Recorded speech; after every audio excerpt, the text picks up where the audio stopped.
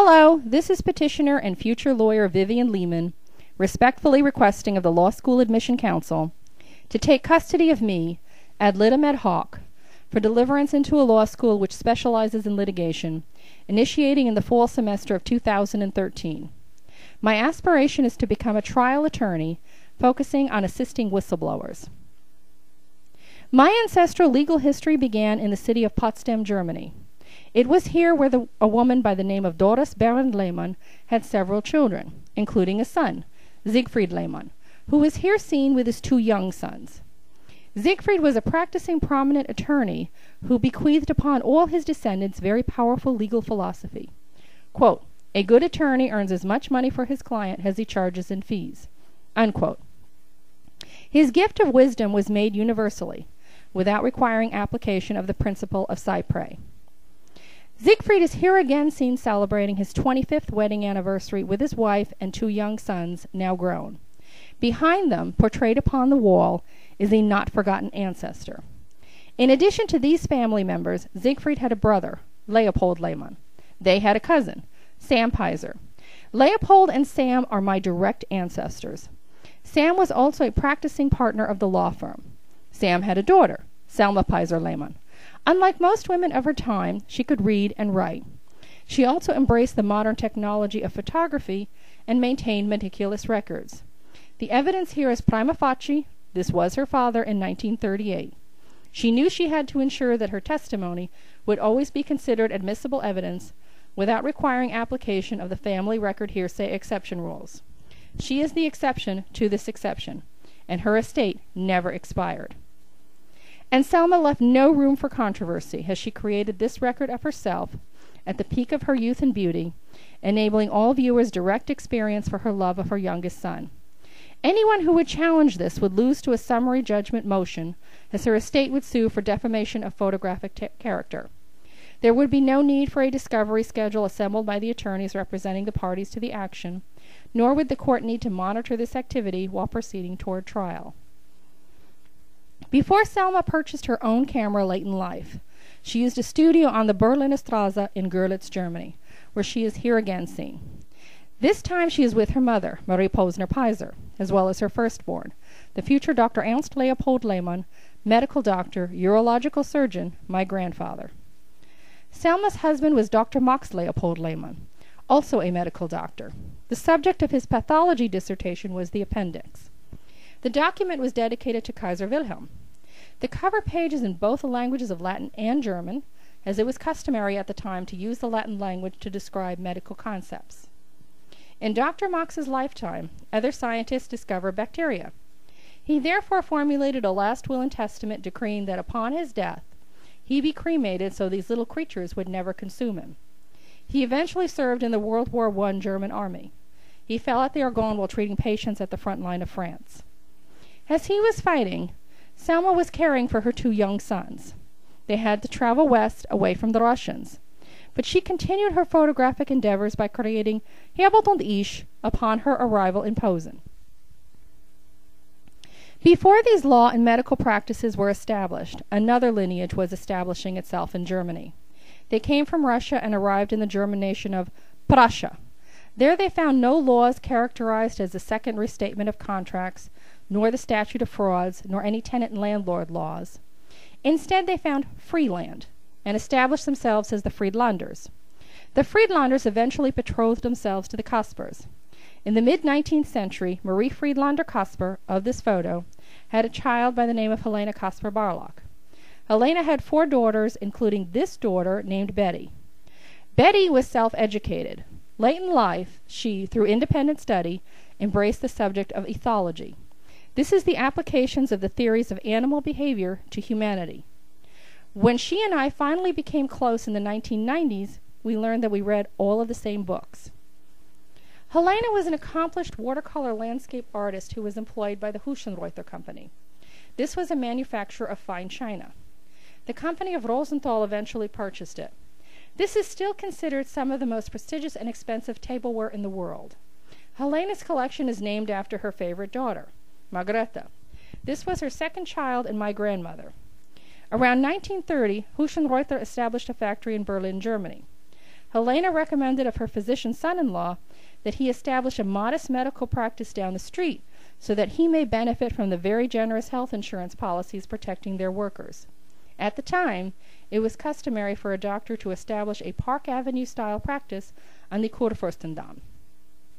And also at the time, at a local convention, the other physicians inquired of each other as to what happened to their patients and who was this mystery physician by the name of Dr. Lehman, who seemed to have all of their patients. They did not know he was standing there. Helena's husband was Ernst Barlach. One of my grandmother's favorite anecdotes of her childhood involved the family dog that was one day kidnapped. Eventually, as my great-grandfather was walking through the village, the dog recognized his master from a long distance away. The canine broke free and ran into his awaiting arms. The kidnapper attempted to make the claim that this was his dog. All the townspeople wailed, "That is his dog." There was no need to invoke the Federal Rules of Civil Procedure Act. There was no need to change the place of venue from the street into a courtroom. No judge had to set a precedent as to whether or not the present sense impressions by the townspeople should be considered as per the hearsay exception rules. The canine part of the court did not have to decide whether or not the dog's excited utterances should be considered as per the human hearsay exception rules. The dog independently prevailed, pro se. Ernst Barlach was a sculptor and sketch artist who changed German culture during his lifetime of 1870 through 1938. Although many of his works were lost during World War II, these are still preserved at the Ernst Barlach Museum in Hamburg, as well as a few other locations including the Magdeburg Cathedral, dedicated to the saints Maurice and Catherine.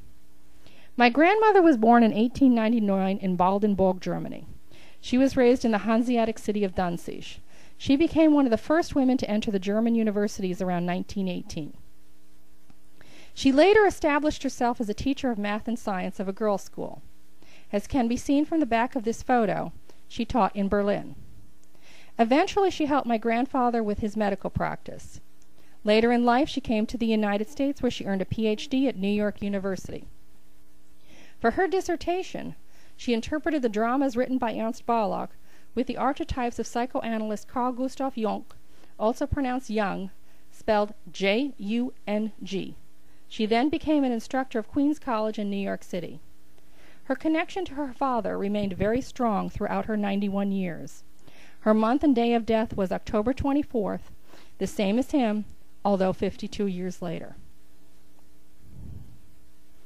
My mother was born in 1935. She came to the United States and attended the City College of New York. She earned a B.A. in history while putting my father through the Graduate School of Columbia University. He earned a Ph.D. in economics. My father then became an associate professor of the City University system. I was born on November 9, 1966 in Manhattan. I was raised 45 miles north of this borough, where I was educated in the Bedford Central School system. As soon as possible, my mother made certain that I understood that I would go to college and eventually earn a postgraduate degree. I inherited my grandmother's passion for literature. For Halloween of my junior year of high school, I attempted to step into the world of the Scarlet Letter as created by Nathaniel Hawthorne. I tried to be Hester Prynne. My mother put the costume together from unusable garments of my closet, a few remnants of the attic, a few elements of my early childhood, as well as a few stitches. It cost nothing and caused a sensation in the English department. I entered college at age 16 and attended Lehman College of the City University of New York. I was editor-in-chief of my college newspaper. One of our most successful issues headlined a student press conference given by the mayor of New York City for the students of the city universities. The mayor was Ed Koch. I sent one of my best. She is the blonde I have my arm around in the back. I titled her article, "Koch Meets Our Press." At Lehman College, I majored in anthropology and minored in physics. At my graduation, one of my professors offered me a glass of champagne. I had to decline. I was underage. After college, my mother decided it was time for me to continue her tradition of sewing. As she was demonstrating, I was researching and developing my anthropological skills. When I was 25 years old, she died. I decided to proceed on both endeavors. I needed a wardrobe with subject matter jurisdiction. I selected a chieftainship in the urban jungle of White Plains, New York. This courthouse proved an ideal location to acquire information on the applications of the theories of animal behavior to human function.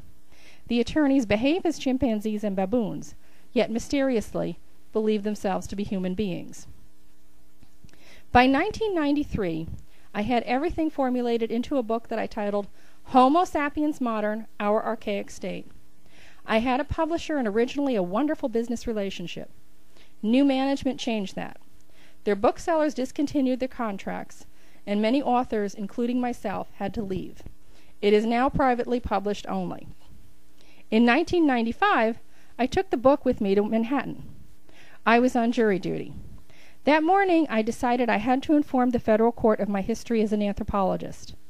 I decided that because the research was performed with the knowledge of the Supreme Court judges and without the knowledge of the attorneys because they never asked, my participation at trial must be identical.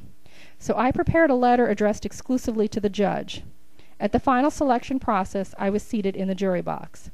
I noticed the baboon and chimpanzee conditions of each of the attorneys and made handwritten notes on the letter. Quote, the defense attorney has very little confidence in his case. The plaintiff's attorney has similar, but not as severe, problem. Unquote. At the end of the voir dire, the judge asked of us to explain anything else which may influence our decision. I answered that I wrote him a letter. At first he was reluctant, but I was insistent. He allowed the law secretary to pass it to him. The judge saw my handwritten note, then read my explanation of my background, and then demanded to see my attachment. I handed him the book. He frantically looked through it, trying to find the information. Then he threw me and the book out of the courtroom. The trial ended with the jury verdict awarding the plaintiff $5,000, an award equal to a small claims court successful case, but not a federal court action. My sewing continued as I began to prepare for my eventual career in a law office. I observed at the courthouse that females do not dress in feminine style, but rather embrace the classic masculine business suit. So I decided I must introduce pink and purple into trial practice and procedure. It was my first time working with plaid, and I forgot to line up the sides of the skirt. I continued sewing by acquiring an engineering patent. I invented the hinging veil. It is a bridal veil that looks good before and after the unveiling. This is not the prototype, but rather an earlier draft. I would like to emphasize that this is an engineering patent. I monopolize the structure, not the appearance. For employment, I was trained at Lord & Taylor department stores as a fashion merchandiser. I currently work for the company of Baker & Taylor Books that markets its products in Michael's Crafts. I care for 2 stores located in New Britain and Newington, Connecticut. One of the assignments was to display these cookbooks priced under $10. We were expected to pile these into a dump bin. Instead, I created this end cap display. The blue corrugate was rescued by me from the garbage of Walmart. As seasons changed, so too did the merchandise. What seems to be the final permanent exhibit of this end cap is all of the backstock coupled by the store's seasonal flowers. For Christmas of 2011, I nagged the manager until he gave me a few more end caps. I had to invent my own diagrams for product placement because the only fixtures available to me were the wrong fixtures. But nonetheless, our statistics often drove the book department of this store into the top 10 list of the Northeast. I also work for 3 other companies. My duties include using the Outlook email system, reviewing Excel Access spreadsheets, occasionally composing a Word document, and lots of data entry. My computer training was at the New Horizons Computer Learning Center. I devote some of my free time to the Deep River Congregational Church of Connecticut. It is part of the United Church of Christ. My favorite activity is lay reader. It has been my best opportunity to reinforce the skills I was not allowed to graduate college without. I had to know how to stand before an audience and be heard. As my 46th birthday is approaching, my physicians and their sonograms have assured me that I have a body of a 25-year-old. I would like to ask of legal validation of this revised age and request of you to acknowledge that my legs are compliant with the statute of frauds. Thank you so very much.